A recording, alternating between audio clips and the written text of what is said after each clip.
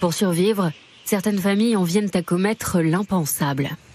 Une équipe de France 2 se rend dans ce camp perdu, au milieu de la montagne afghane, et rencontre la jeune Amina, 10 ans.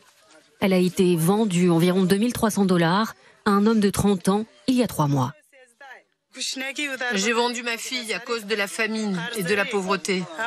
Je devais beaucoup d'argent, plus de 2000 $ à des gens. Je vais partir bientôt. Et quand la journaliste lui demande ce qu'elle ressent,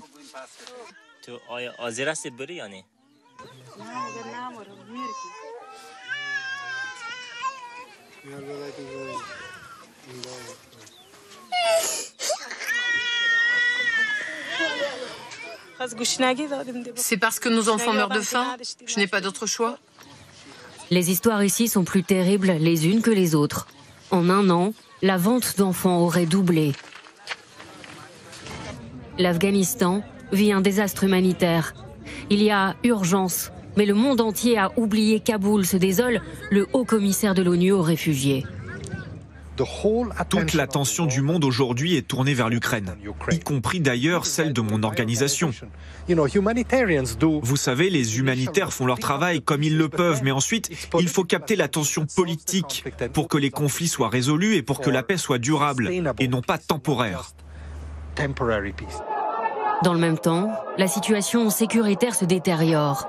Plusieurs attentats à la bombe, depuis des mois, revendiqués par l'État islamique, ciblent la minorité chiite, comme ici, dans cette mosquée de Kaboul.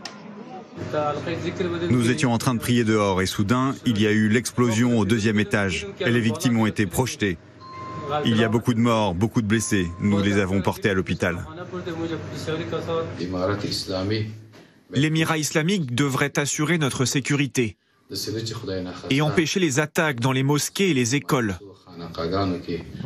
Ces dernières semaines, un autre front s'est rallumé. Défait il y a quelques mois par les talibans dans le Panjshir, le Front national de résistance du fils du commandant Massoud a lancé de nouvelles offensives contre les talibans dans plusieurs provinces du Nord, affirmant avoir repris une partie de son ancien bastion. Kaboul, le marché est plutôt animé. C'est le jour de l'Aïd, une des plus grandes fêtes religieuses ici, qui marque la fin du mois de Ramadan. Mais cette année, l'ambiance est particulièrement morose. Rares sont ceux qui pourront s'offrir un grand festin. On vivait mieux sous l'ancien gouvernement. La situation économique était bonne. Mes fruits secs se vendaient beaucoup mieux qu'aujourd'hui, même le jour de l'Aïd. Le chômage est très élevé, tout est trop cher. 1 kilo d'amande coûte l'équivalent de 11 $. Comment voulez-vous que les gens pauvres puissent se le permettre? Avant la prise de pouvoir des talibans, l'Afghanistan comptait 5000 entreprises. Depuis, 2000 d'entre elles ont fermé leurs portes, laissant des milliers de personnes au chômage et affamées.